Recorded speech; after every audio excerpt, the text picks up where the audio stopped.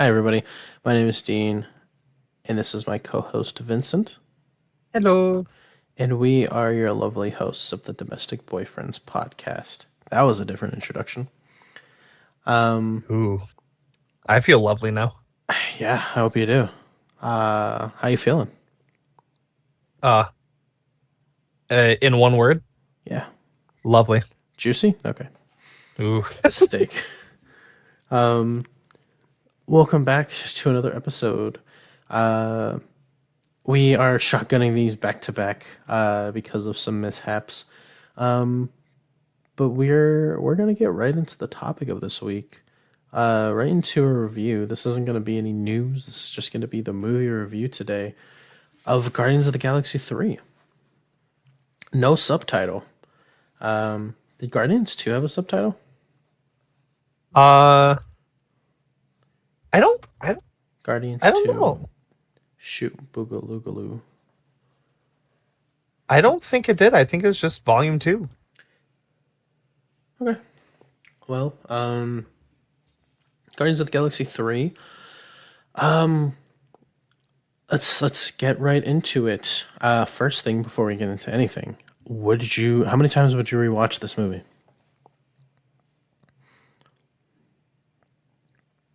Like three times. 3? I not, you know, it's a bit of a harder one to Yeah. watch. Yeah. It not because it's a bad movie or anything, just Yeah. because of the subject matter. Yeah. I would give it I would give it 2 for the same reason. Spoilers ahead for the movie. We are going to get right into some of it. So this movie, I think this is okay. Uh, Let me know if you agree. Best Mhm. movie since Endgame. Since Endgame.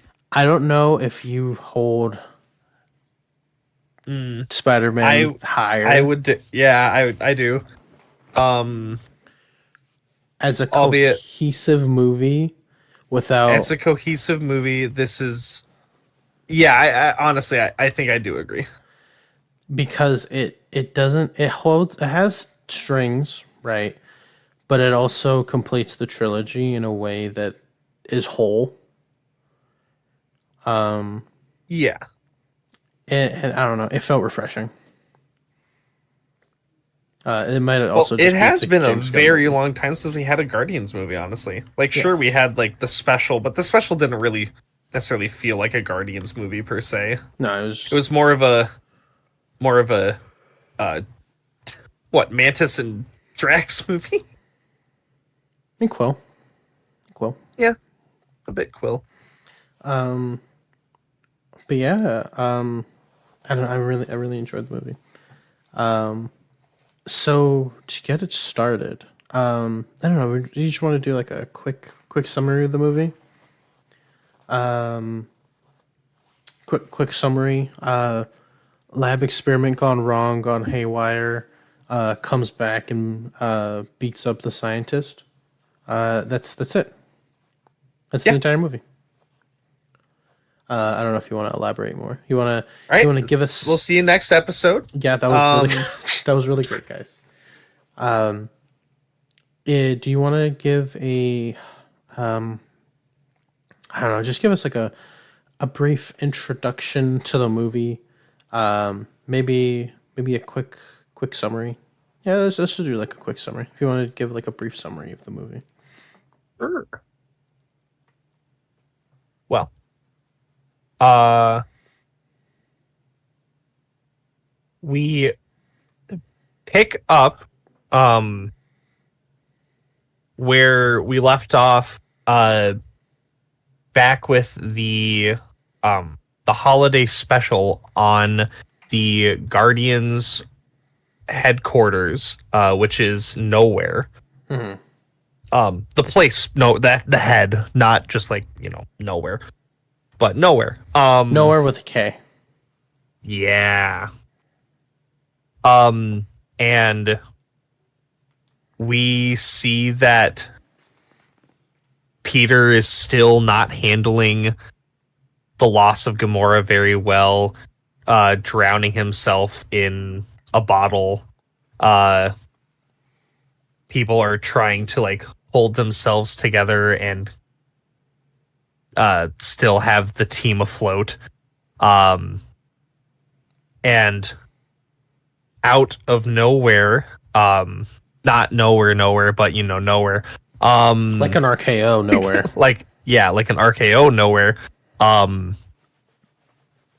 We have Adam Warlock finally make his appearance after what? When did Volume 2 come out? 2016? Yeah, something like that. 2017. So after like 7 years, we finally get to see Adam Warlock using his powers, and he's come to take I bet back he has. Sorry. a science experiment known as Rocket Raccoon. He has a designation. What is it? PG 913. Oh, you knew that really quickly. Is that what it is? I think so. Rocket Raccoon number 89P13. AP913. AP 913. Okay, I was pretty close. 89P13. 89P13. Okay. 89P13. I was kind of there. But I would have believed it. yeah. Adam Warlock goes and basically solos the entire Guardians. He did get pretty messed up. He did get very messed up for sure. But like he also did a very, very decent job for a first showing. And harms Rocket to the point where they have to use a med pack on him, which triggers some of the technology left in him from when he was getting. He has like copyright software on him. Yeah, he has copyright software on him because he's proprietary technology. And he starts just having a seizure, and they from there that sets up the plot of the movie. For what, the first time out of the 3 Guardians movies, the movie, or I guess 4, the movie really isn't about Peter. This movie is about Rocket. And the main goal for this movie is to disable the copyright protection on Rocket's heart to be able to make it so that he can live. That is literally quite literally the movie. This is Rocket's heart got copyright strike, and so Peter the Guardians of the Galaxy have to go fight YouTube. So I have I think it's nice that this isn't just about Quill, right? Last 2 movies, he was our pro tech through the first, and then like we get his secret origin in the second movie. Yeah. But I have a big problem with this movie, and it's the fact that I don't feel like him and Rocket are best friends. Like, yeah, they talk about it, and like they flash back to scenes with them and everything, and I'm just like, I can't believe, like, I don't find it believable that these 2 are best friends. Like, if anything, I think Nebula and Rocket are best friends because they were the only 2 that survived during the snap. You know what I mean? That's fair. Him and Groot are best friends, not him and Quill. I think a better way that could have been stated there than maybe saying I need to go save my best friend is him saying I need to go save my family, because that's really what they are. Or maybe like his partner, because I see them more having like a working relationship, being like the brains and the brains and the charm. Like one's an artificer, one's a fucking bard, if we're being honest here. Like one's the brains and one's just the charm of the team, but like cohesively, like put them both together, they make like a good captain to like lead them, right? So that's the way that I think of the relationship. I never really give the vibe, at least from these versions of the characters, that these two are like close, like friends. Like I don't like like Dominic Toretto. No, not even close. So, but that's like one of my gripes. One of my gripes with Yeah. it. But overall, I do think it is very wholesome. The idea of it all, them going to these The lengths. lengths that they do to be able to save him. We Yeah, get because to they are a family, all in all. we get to see Rocket's backstory finally, which is really, really hard to I watch. I don't I don't know out of all of the random knowledge that I know, I don't know Rocket's backstory verbatim in my head. It has nothing to do with the High Evolutionary in the comic books. The High No. Evolutionary is a completely different character. But when it comes to Rocket, I think it's just some space scientists that happen to abduct a couple of wildlife creatures. Yeah. But nonetheless, I really do enjoy how they mix them together. Yeah. I like what they did with his backstory in this. I think it's a very good and compelling backstory that made him exactly who he is. Honestly, one of the better ones for like characters in the Marvel Cinematic Universe. I do have to say, out of all of the backstories that they changed, I kind of wish that we got Drax's original backstory, where he was just a dude named like Mark, and he had a mustache and liked groovy jazz music. But that's just me. What? You don't know Drax's origin story?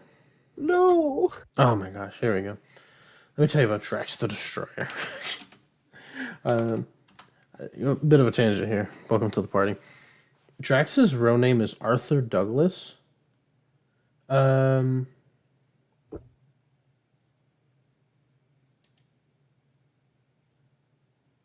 oh, is he dead? Huh?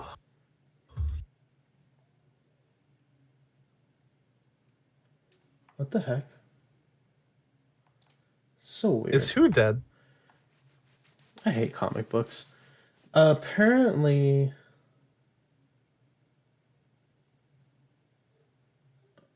what the heck? Okay, here we go. Okay, here we go. Drax has a couple clones running around, so it's What? yeah, it's just kind of confusing. So Arthur Douglas was the original Drax, right? That's who he was. He was just a real estate agent, and he had a wife and a daughter. And one day, Thanos was on this ship, which this is more compelling because they changed up his story of him to him being an alien and like Ronan the Accuser killing his planet, right? Mm-hmm. He doesn't in the comics he has more of a Thanos grudge, and in the movies he has a Thanos grudge because like Ronan the Accuser worked for Thanos, right? So it Mm-hmm. was like a grudge by proxy. So his actual origins is on a trip in the Mojave Desert from Las Vegas to Los Angeles. A spaceship carrying the Mad Titan named Thanos passed overhead on a surveillance mission to Earth. Because they saw his ship, Thanos destroyed the automobile and landed to make sure that they were dead. What was it? And then he found out, and then they took his daughter, who is it's his daughter's Moondragon, who's like this psychic, who has like space powers and knows karate and stuff like that. Thanos took her, and stuff, and kind of raised her, similar to how he did like Gamora and stuff like that. But he got what did he do? He got brought back to life from what was it? Some from some type of life energy cosmo god thing. Anyway, It made him green, right? What? It made him green, and he was known as the Destroyer, and so he was Drax the Destroyer. He got the name Drax. His origin's very crazy. His more modern design is inspired from the design they gave him in the comic, or the design they gave him in the movie, with the tattoos and everything. But most of the time, he's just a green dude, a big green buff dude. But he did die, and then he was brought back to life. But he's just a normal guy. Yeah, Huh. yeah, mind blown. Boom. Yeah, no, mind blown. And the High Evolutionary has a very similar origin story, except like he was a regular scientist guy, and then he just got super mad with power and started experimenting, and then he made a different Earth. But in this movie, they made him seem like he was an alien. But in the comics, he's a normal guy. His name is like Herbert Windheim. That's his name. Herbert. Yeah, his name's Herbert. What? Yeah, not too threatening, is he? But yeah, you also want to know Peter Quill's origin story? No, I'm just kidding. They all have different origin stories than the comic books. That's huh. That's interesting. The my experience with the Guardians has been like very like I don't know, here and there. The most that I've done for like interacting with the Guardians is what I've done the movies, and then I played the video game actually this past year. That is a lot more accurate. The video game is fantastic, but also like, you know, the stuff in the video game is actually like outside of like very much specifically Peter. Even what Drax's backstory I think is basically one for one the same. Is it? Yeah, because what I think it was either Thanos or it was Ronan that went and killed his family, and he's an alien. But I'm pretty sure it was Thanos. Yeah, it gives him more credence to be mad at him. Yeah. But yeah, no. Peter Quill's dad's also not Ego. I think I told you that before. Yes. But Yes. he's the king of Spartax, kind of a dickhead. Yes. Who else? Adam Warlock. Adam Warlock actually has more involvement with the High Evolutionary than any of these people. Like the fact that he was like an experiment is actually more canon than anything else that actually is involving the Guardians of the Galaxy. Because like I forget who created Adam Warlock, but they kind of just left the egg that he was in out, right? So the High Evolutionary took it, and then he was just like, yes, I'm going to give you the name Atom, named after the biblical name Atom. And he was just like, I'm going to make you the most strongest being in the world. And then he gave him the Soul Stone and embedded it on his forehead. And he was just like, here, taketh this. And he did a lot of cool things. And then Infinity happened and crazy stuff with Thanos. But yeah, this movie. Let's not talk about the comics anymore. This movie.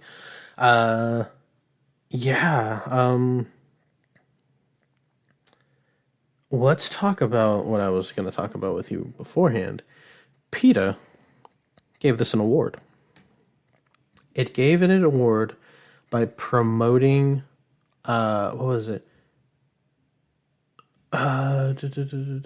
It was given an award. This isn't verbatim, because of its accuracy of like because like the accuracy of animal cruelty or something like that.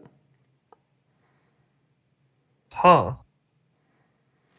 Like because of how accurate it was to how animal cruelty actually is, in showing people like what the extremes are, in displaying it and getting people to like have an emotional reaction to it is why it got an award from PETA. I would have thought it would have gotten the opposite of it from PETA, given the circumstances. But yeah. Um,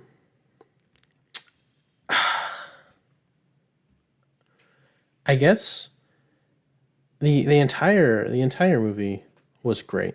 I think we both agree for that, right? We both agree to that. Hmm. Who was your favorite? Who's your favorite character in this movie? My favorite character in this movie. Hmm.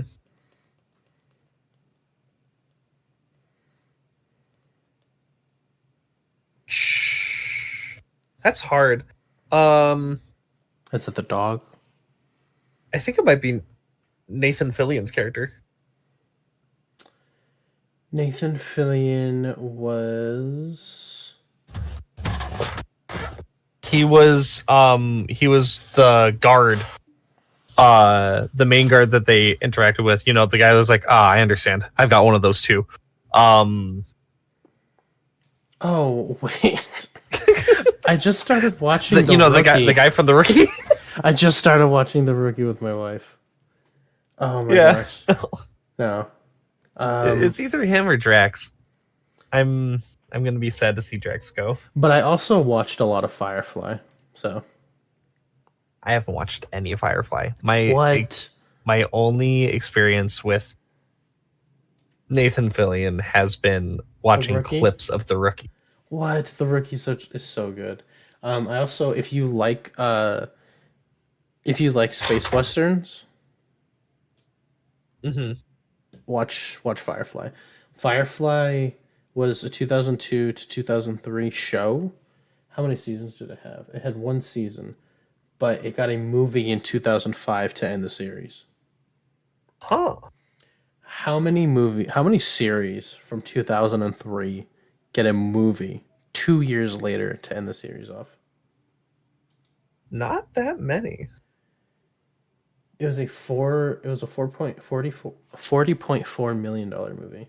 That's how much it made in the box. Wow. Wow. Oh my god. Wait, wow. It's a lot for back then. Yeah. Off of a movie that was based on a show with one season. You know how many episodes Firefly had? No, I do not know. 14.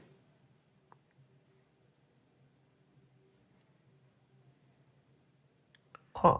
A 14 episode series got a 1.5 hour movie. Isn't that crazy? A little bit, yeah.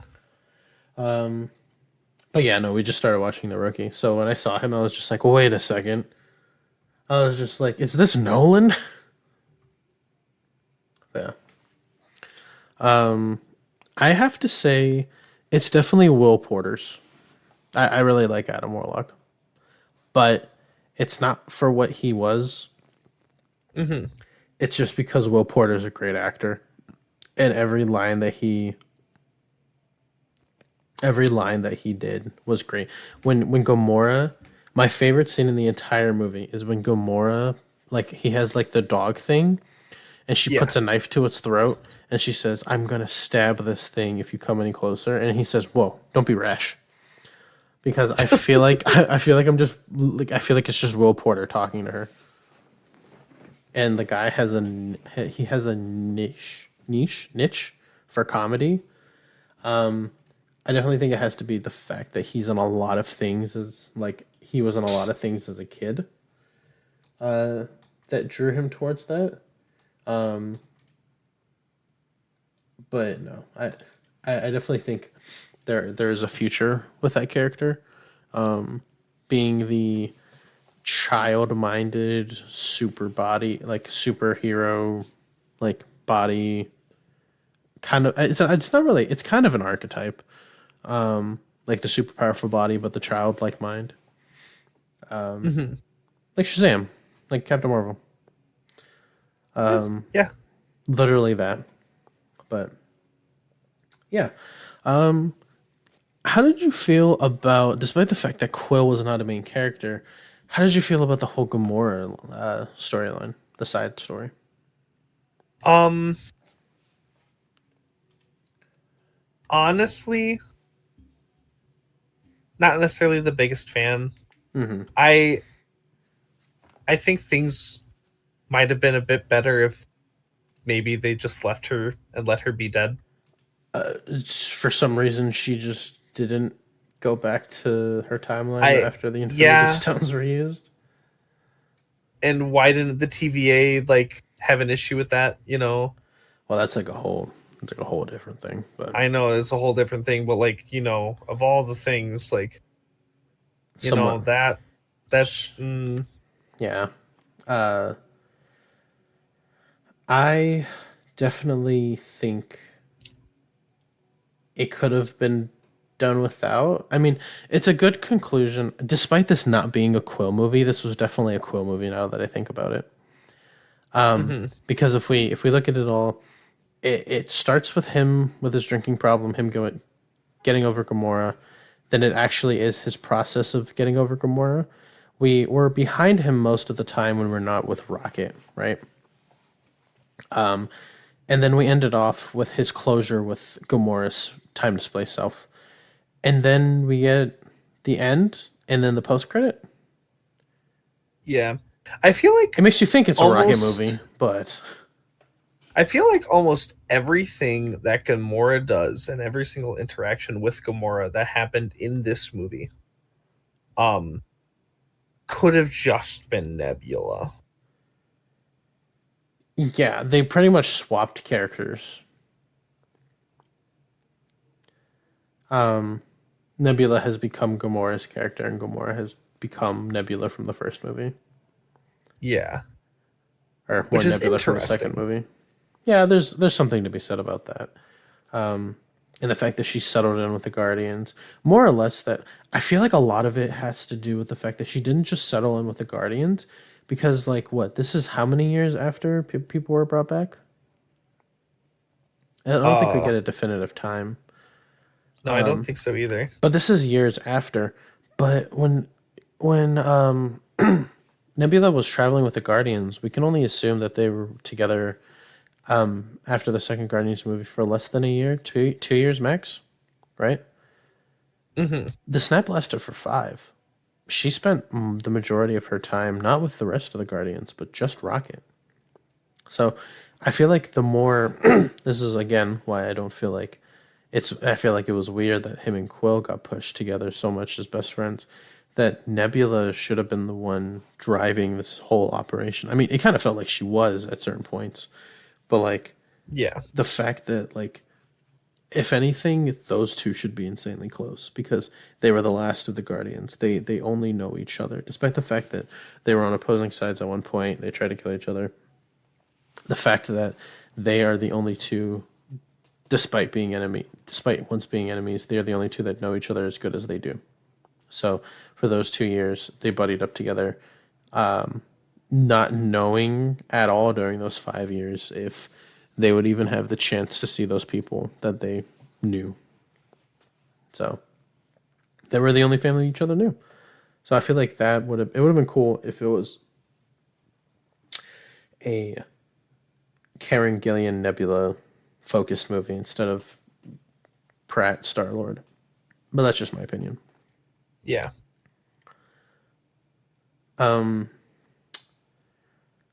How badly did the animals freak you out when you first saw them?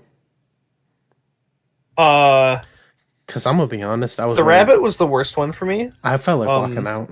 No, no, no, no, no, no, no, no. It was definitely the way. It was definitely the walrus. I loved the walrus.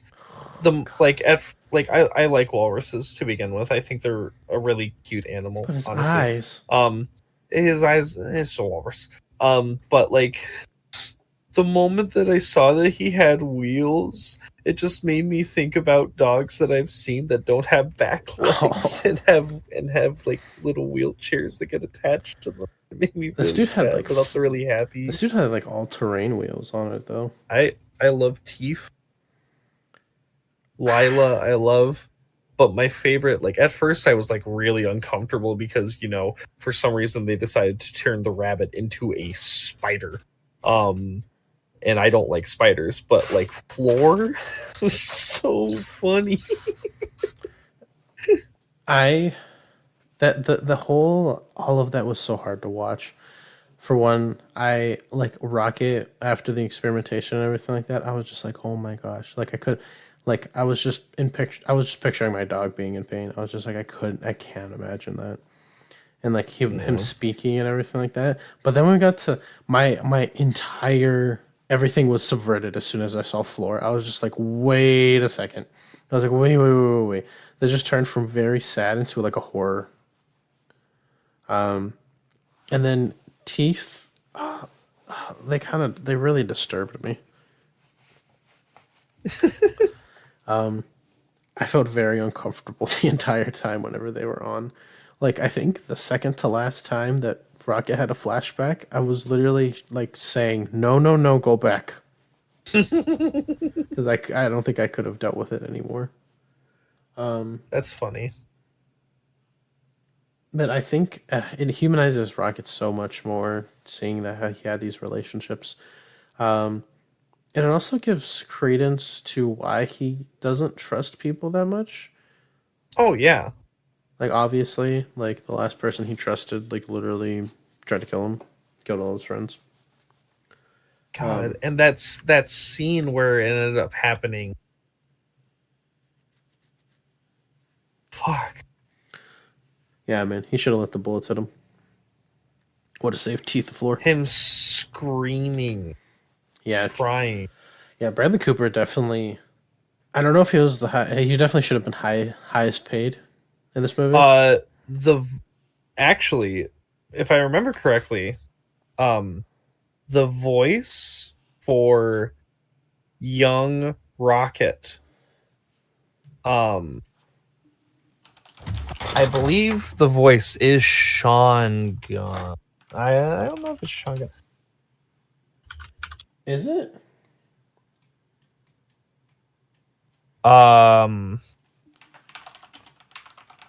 Yes, Sean Gunn played young Rocket, Mm. and holy crap, dude.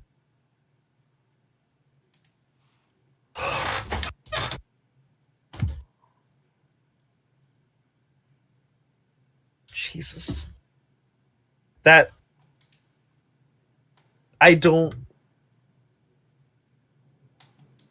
like it when animals get hurt. It's really rough for me seeing Yeah. that. Yeah. It's definitely a movie not to go into if you can't stomach something like that. But the message that they gave and the story that they told was really good. It was really good. Even towards the end, like they were just like, oh, we just need to save the higher intelligent life forms, and then Rocket's literally just like, no, we got to save all the animals. Like Quill and all the rest of the Guardians were just like, yeah, no, we're just gonna let them die, and then they saved them all. I thought Cosmo was gonna have a bigger role in this. I assumed Cosmo was also an experiment for the High Evolutionary. Apparently not. Nah, it's just a dog. Just a Russian dog. Just a good girl. It's a bad girl.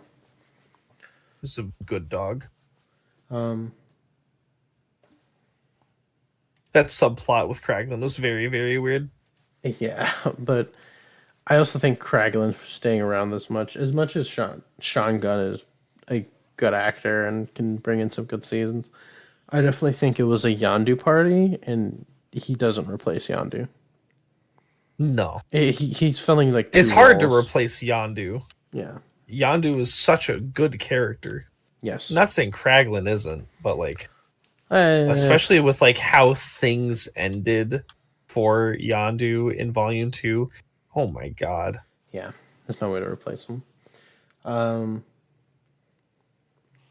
Some of the subplots, like Mantis, Drax, they were obviously trying to close things up. tie up some loose ends and everything and relationships, and have everybody be able to move forward with everything. Hmm. The end. I guess we can kind of talk about this. The was it the post credit scene, the end scene with the new Guardians? Yes. Okay, first, that whole race of children. Not sure, not sure what they were supposed to be. Can't be bothered to look them up. All I know is the girl that's supposed to be on the team with him now is Phyla-Vell. Okay. Phyla-Vell is in the comics the original Captain Marvel, the guy. That's his Hmm. daughter. She has like Oh. cosmic abilities, can project weapons with radiation. She is like has superpowers like her father, except more, right? Hmm. Not sure if they're gonna do anything with that. Probably not. She's probably not even gonna have the same name. Occasionally, she takes up the mantle of Captain Marvel, Miss Marvel, Photon, Spectrum, but usually just Phyla-Vell. There's a lot. Also, Marvel's kids from either the main timeline or alternate timelines are always just running around. So that's just a thing in the comics, though. Hmm. How do you feel about moving forward with this team of Guardians? It's gonna be interesting. I, I like that Adam Warlock is just like hanging out now. Oh, everybody's dead. They knew. I know. Yeah, no, Um, he's definitely just chilling. just chilling out. Um, I'm happy that Cosmo is still gonna be around. Um,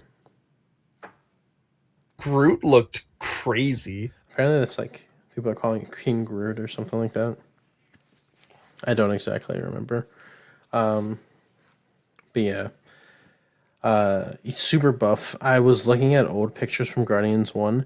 They definitely are sticking with a rounder head. Old Groot had a very small head, very lengthy.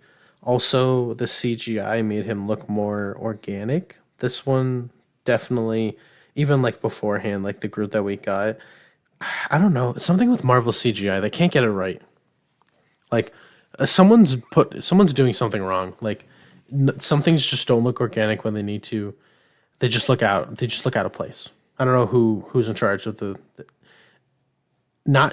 I'm not saying get a new VFX department because you guys have gone through too many, but like have some stability because this is kind of ridiculous. How does Guardians One Groot look better than Groot from 2023? I don't get it. I But yeah, kind of liked him. I think the last design looked really good. Buff Oh, you team. just mean like during the movie? Yeah, during the movie, he looks weird. He looks I think it would odd. have Not been. even his proportions.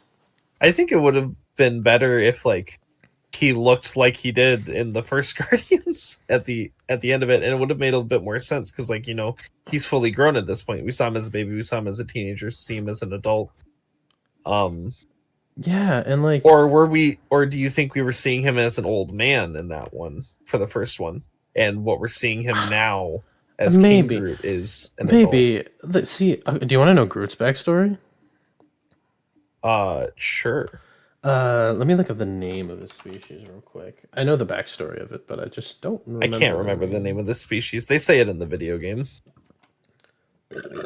Oh, excuse me.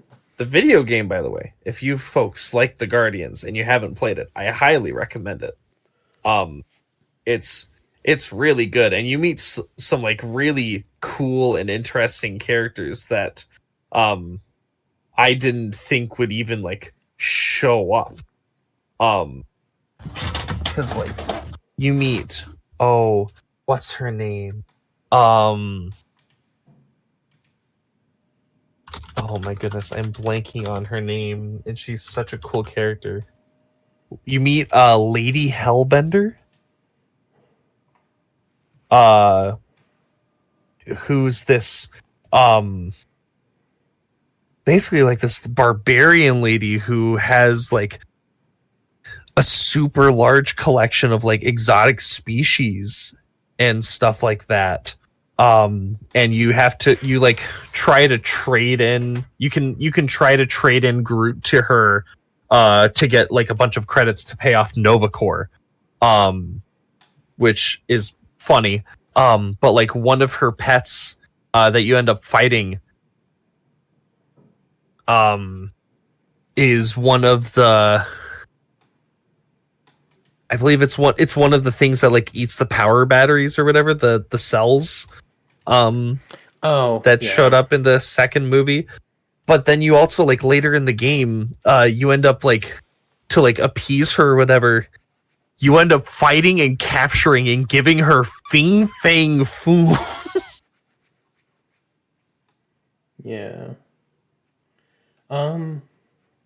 So they're called the Flora Colossi. There's this. The Flora Colossi were created by this guy. I think it's called like the Gardener or something like that. I don't remember. It's this guy. Gardener. It's this. It's this being that sits on the same level as like the Collector, Mm-hmm. being like a not like a celestial being, but like these guys that kind of like sit outside and they have like amazing power and like sit outside of the universe and usually don't do anything except like watch and like occasionally create stuff or do things here and there. They don't really interact that much, right? And the thing about Groot is my biggest gripe with Groot in these movies is the fact that like Groot usually has like instantaneous regeneration because he's like a hyper plant, right? Mm-hmm. In these movies, he doesn't, and honestly, that's like a big gripe. But I, I I'm used to seeing group Groot getting like popped like a pimple, and then he like he's like behind the person like oh my wa mo shinderu, and then like he gets like a branch at his back type of deal. You know what I mean? Mm-hmm. But yeah, no, I'm just not a fan of the design. I don't know. I wish it was more tree trunky, less humanoidy. I think the first one did it really good. Yeah. I loved when he expanded. Uh in like in like the whatever alter earth or whatever. Counter Earth. Counter Earth and oh my god, that whole scene when they go to Counter Earth. First off, Counter Earth made me very uncomfortable when the first thing we saw was somebody with like the It gave warthog me face. it gave me Planet of the Apes vibes. It gave me Teenage Mutant Ninja Turtles vibes. Because because of the like what the sentient pig villain or whatever from OG Yeah, no, I'm not Turtles. talking about like modern ones. I'm talking about the ones with like the monkey costumes for Planet of the Apes. Mm-hmm. That it just gave me that weird like would it be Uncanny Valley feel? Maybe kind of. Like Although it humanoid was but all not like humanoid? seemingly like it was all practical. So, Yeah, but because like still, we saw these were some of the photos that we saw were of the animals from Counter Earth. I think some Mhm. people speculated that they were just aliens. no, these are just animals. Yeah, Um, that think like humans. I had been waiting for so long to see the scene, and it was so good. I loved that Peter came down. He's like, "We mean you no harm." And then the very first thing that ends up happening is, of course, Drax messes it up. I I had been waiting to see that scene for so long and rewatched the trailer so many times where he just picks up the girl and throws it in the girl's face. Yeah, you'd think that Drax is more like good with kids, because later in the movie we get shown that he's really good with kids. Well, for all we know, that's like how hard he normally threw his ball to his daughter. For all we know, his daughter was like jacked as shit. Oh my god. Like her reflexes are so fast that she wouldn't miss it. Yeah, I don't know. It's crazy.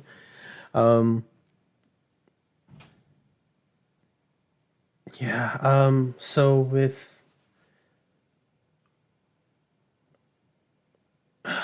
I don't even know where to go. Um, when it comes to the the end, Mm-hmm.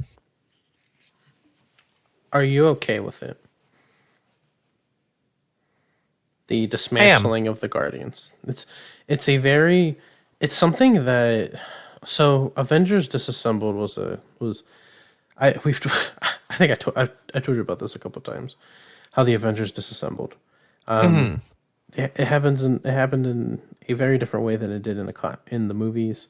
But essentially in the movies, like we get like everything with the Civil War is what is disassembled the Avengers. The Guardians have had multiple teams. They've had multiple run-ins with the different members, and some members don't always stay. But it honestly, in my opinion, it felt like a great conclusion. I don't know about you.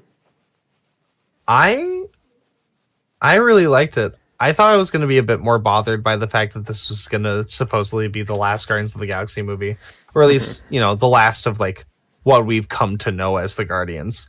Um, Yeah, the last time this cast is going to work together for but anything involving this project. I really liked how it ended up.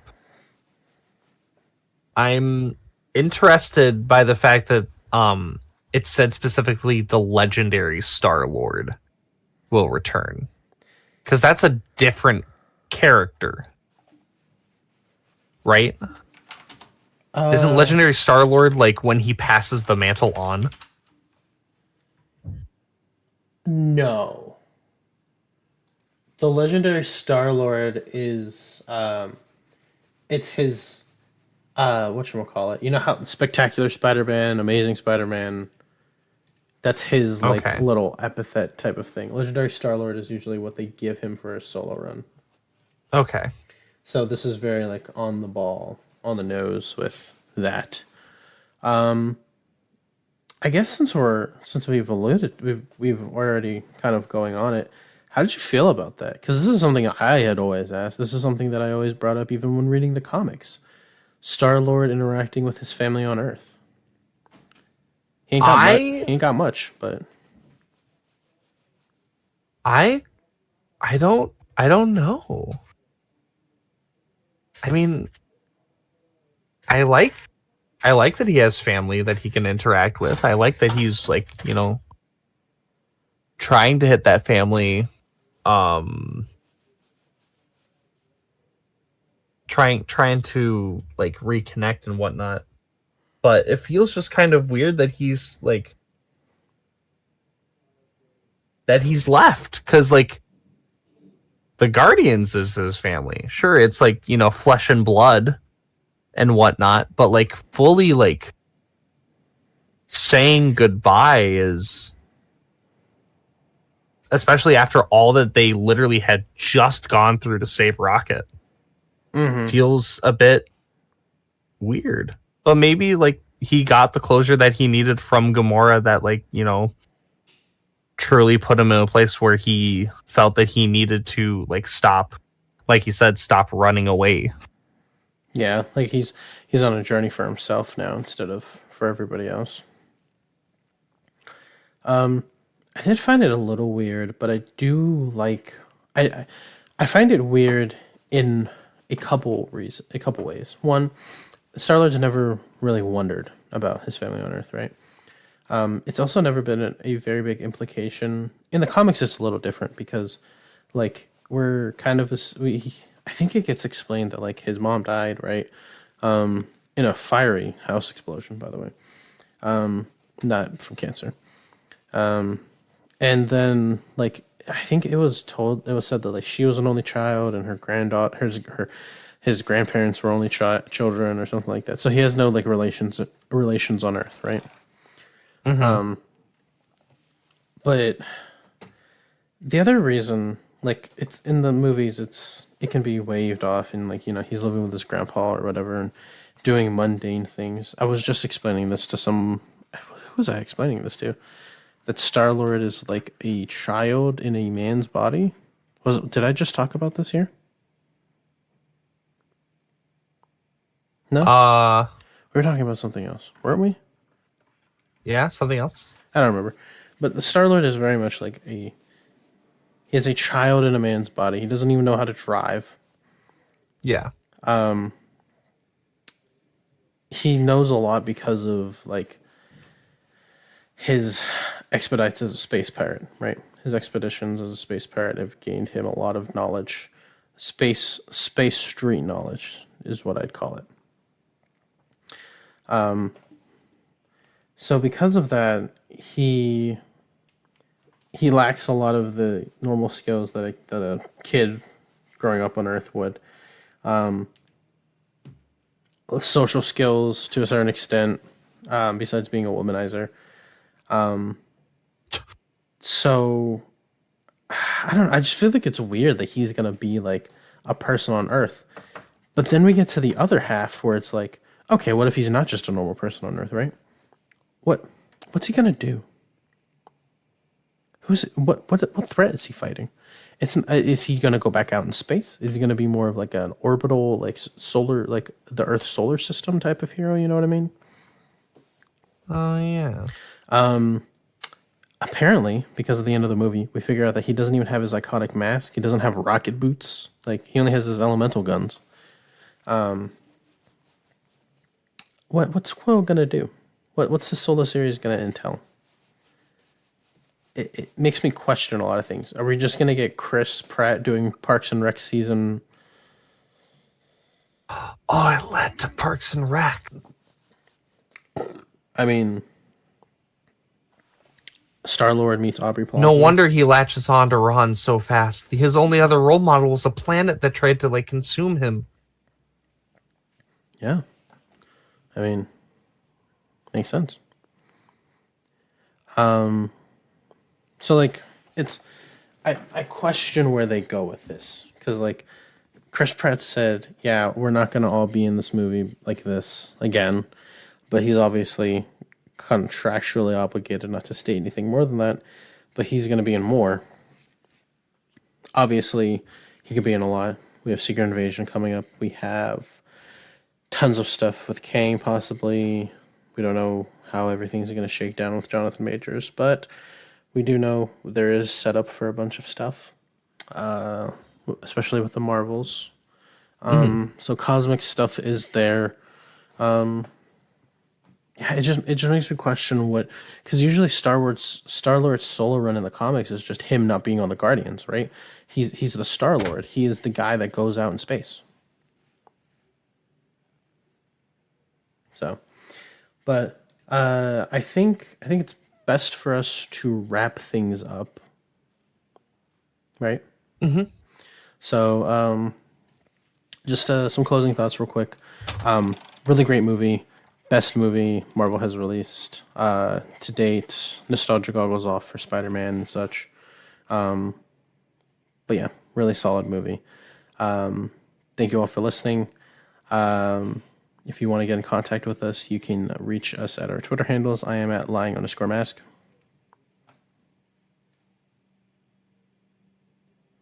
I am at Vincent Barlow 8. Sorry. No, you're good. Completely blank there. And you can reach both of us at Domestic BF Pod at Twitter.